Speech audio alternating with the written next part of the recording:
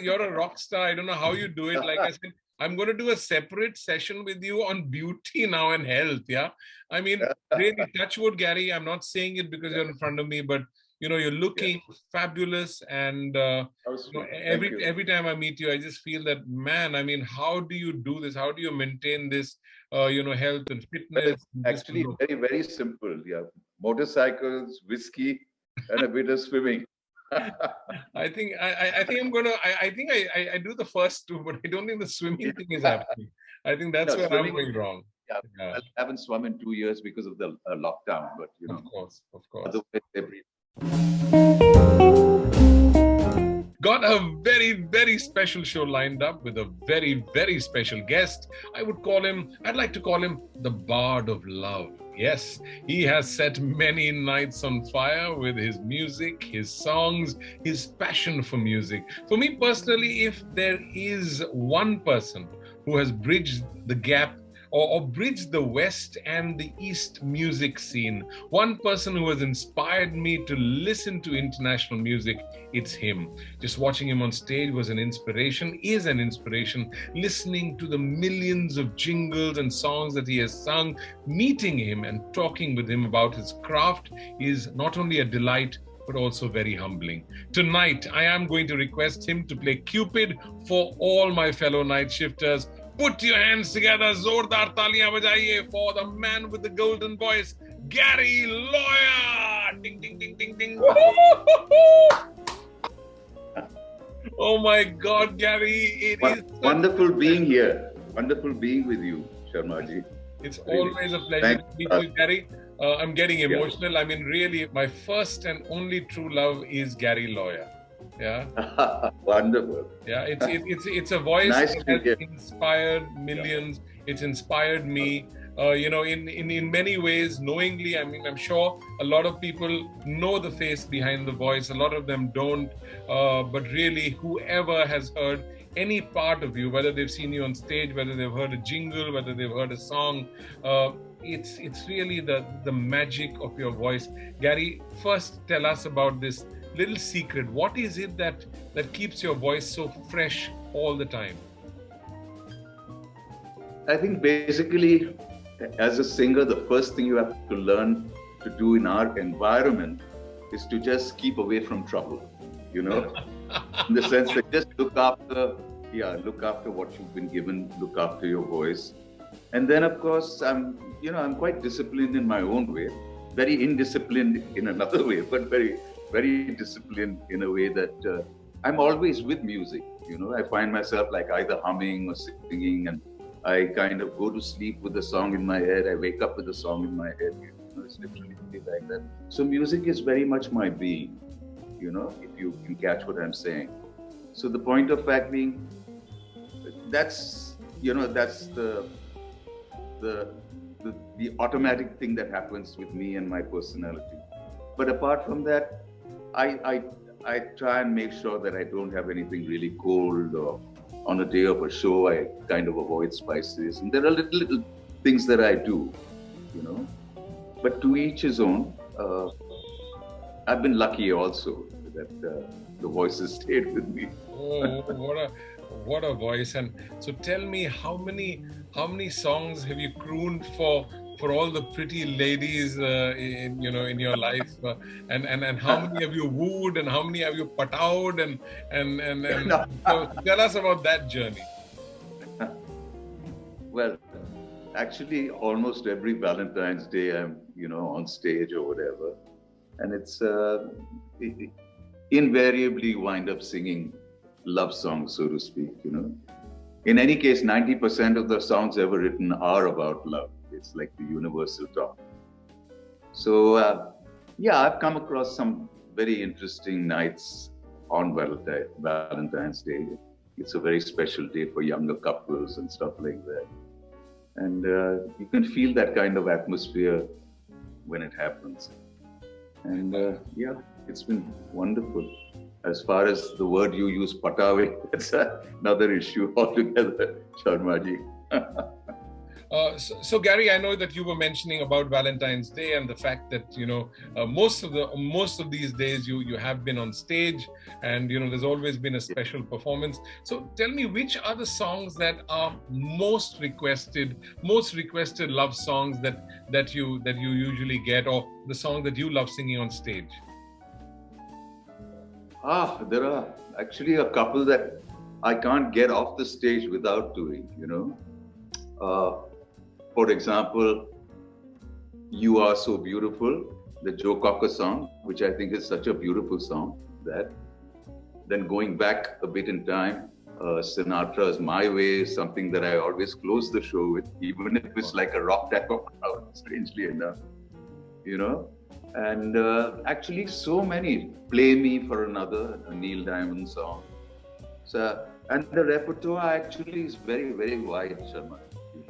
So I can pick and choose as and when. So there's to kind of name 5 or 10 songs is to leave out 100 others. That always really invariably happen or are requested. Before I request you to sing 2 lines, what's your memory of this song, and what's your memory of Neil Diamond? I think Diamond is a genius in his own right. He writes very simple songs. There are 4 chords, 5 chords, but they're very effective. And of course they're powered by a beautiful voice, which is Neil Diamond. And if you examine his career, it's like a career of hit after hit after hit. So I dare say, if there's any one entertainer that have unfortunately not been able to see live, it's been Neil Diamond. Oh, okay. Although just before I left for the States, left the States for India, coming back, transfer of residence, he was playing literally in the next neighborhood, and I somehow happened to miss that show. I love the idea that he has a big orchestra and, it's very grand. He has, such songs that are so familiar, so, which like ingrained in my head. And I love singing his songs also. I do. So you just mentioned Play Me, and I think it's a beautiful song. It's a perfect song for Valentine's Day. So I'm going to request you to do 2 lines of that. Gaurav, was that part of the deal? I told you, you're playing Cupid. There are people right now who are cuddling up in a hot, warm blanket. How it works for a professional singer is that he needs his whole setup, and he needs that whole, the monitoring and stuff like that. She was morning and I was nighttime. I one day woke up to find her lying beside my bed, and I softly said, "Come take me." Something like that. Gaurav, you might have to... Gary Lawyer in the house on the night shift. He is playing Cupid. Add a reverb to it, correction, etc. Gary, your voice has never needed reverb. Your voice has never needed pitch correction. No, but the first line, I've been caught so unawares.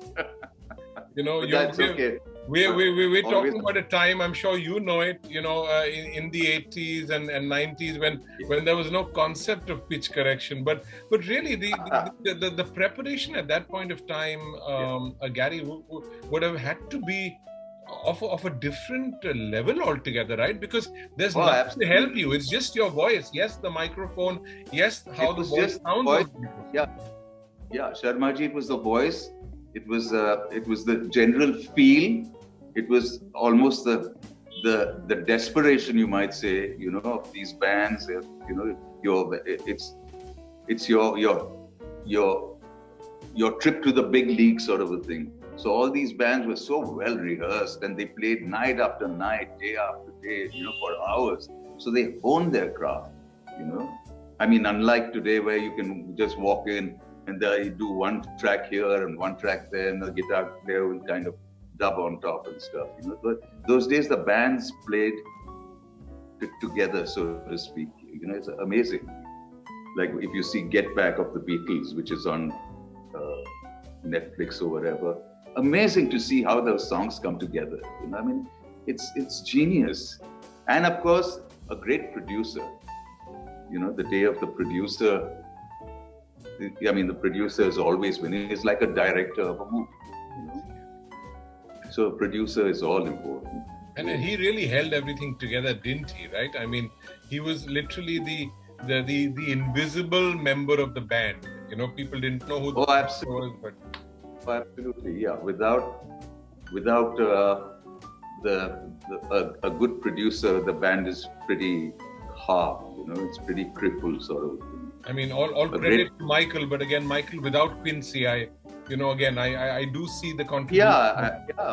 Michael without Quincy. I mean, you have it, the exception. Apparently, Elvis was his own producer, so to speak. You know, I mean, he would dictate everything, but then he's Elvis. You know, but otherwise, you have all these incredible arrangers like Nelson Riddle for Sinatra and Nat Cole, and you know the crooners, and then you have.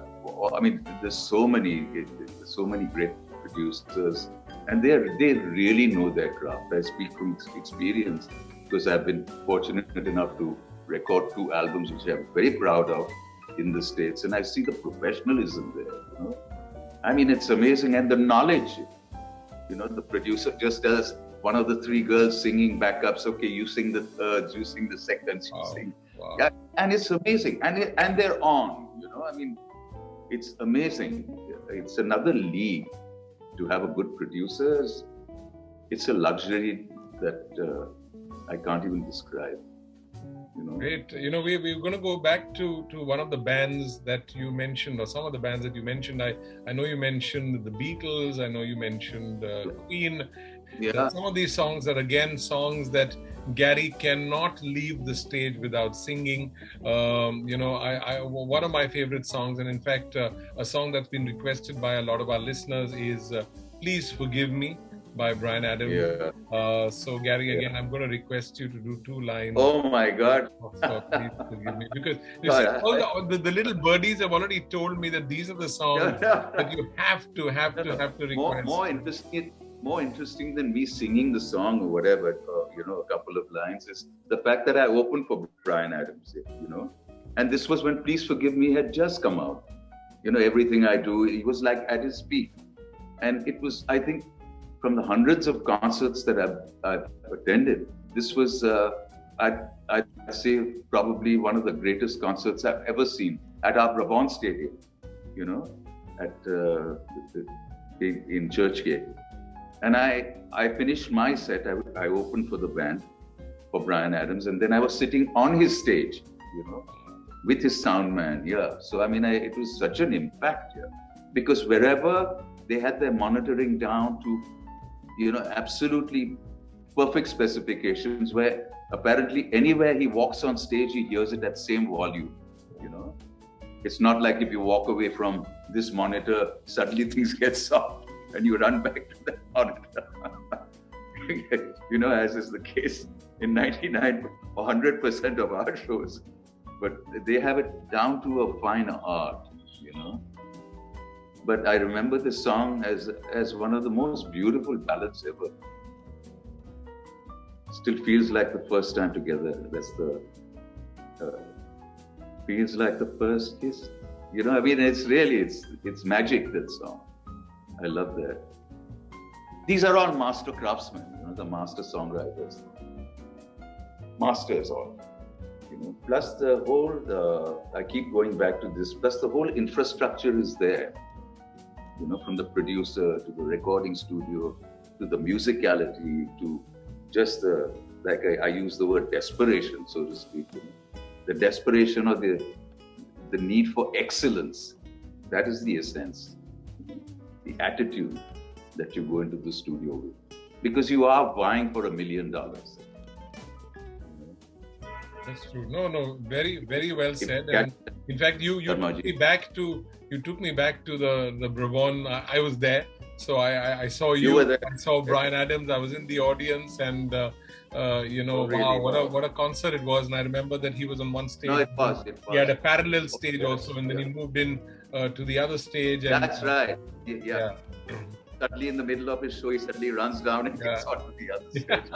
Wonderful. I just had one complaint though, that he didn't, I don't know, for some reason, he didn't sing Heaven. Yeah. And that's one of my all-time favorite songs. And as fans, you kind of keep that list in your hand, right? Okay, he's got to sing Please Forgive Me. He's got to sing Everything I Do. He's going to sing Summer of '69. And then, he ends the show and you're like, where's Heaven, right? Yeah. But then if you're Bryan Adams and you have as many hits as he has, it's like... It must be a problem for him to choose which songs to do. And if you're Bryan Adams and you know that you're going to be literally a resident Indian, a non-resident Indian, he's come to India so many times. I know he's I'm sure he's had. But I'm sure he's the kind who probably really appreciate India. Yeah, he did, and I think the fans appreciated him. They loved him. So thanks for that. Any other? I heard. I mean, again, there is Bryan Adams that like I said, a lot of your fans have spoken about. We spoke about Neil Diamond, but there is another singer I believe that you have. You really like, and her name is Whitney Houston. And I Will Always Love You. I don't know whether you've sung this song on stage, but what's your memory? What's your take on this song? Because when it was released, it became literally like a national anthem, or and for the longest period, I think the #1 love song in the world.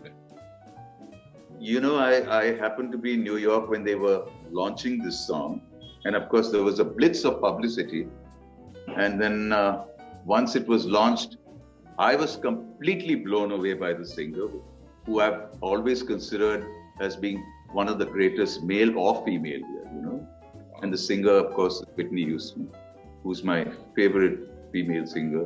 I find her so soulful, and I mean, she's really, you can't get more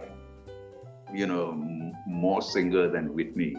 She's all soul, she's all beautiful, she's physically gorgeous also, I thought, I mean, she's really the ultimate package.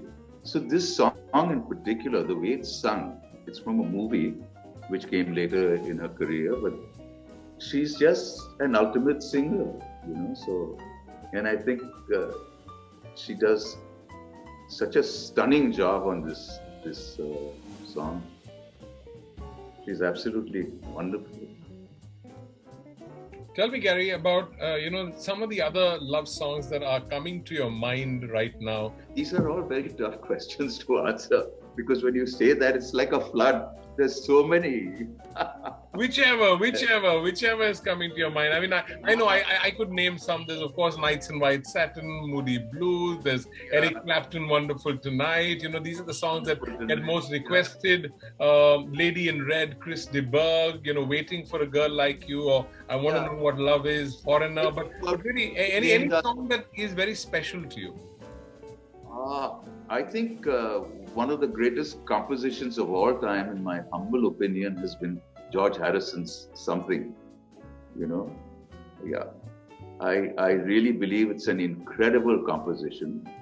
It's such a beautiful song, and it has, I love the vocals on it. I love the guitar solo on it. I love the instrumentation. Of course, it's the Beatles again, So I think Something is a wonderful song. But then if you look, the other Beatle, Paul McCartney's Yesterday, and you have John Lennon's Jealous Guy, Norwegian Love. To name 5 and 10 and 15 is to leave out 5,000, literally.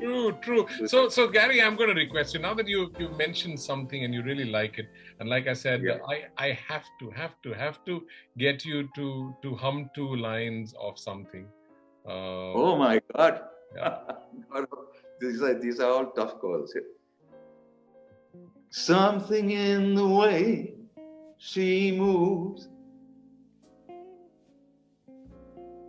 attracts me like no other lover. Something like that, Yeah, wow, what a beautiful song it is. Before we go, Gary, really a message that you want to give out to on this day of love to all listeners, to all your fans who've been. Well, I'd just say, SharmaG, I would just say, just keep loving. That's so important. love everything around you, as long as it's all good, as long as it's pure, So love really, as the saying goes, makes the world go round. I think it's very, very important for all of us to just exude love, not only to one another, but to life itself. So that's the thought in my mind, really. Love is all important. And we all love you, Gary. Thank you so much for being on the night shift. And like I said, this is just part one.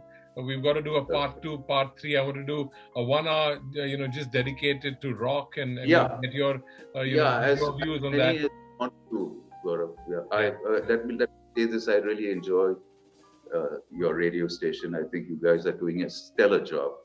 I mean, you're really exceptional. In my house, it keeps playing from morning to night. Everybody listens to it. So you guys are really doing a great job. Thank you.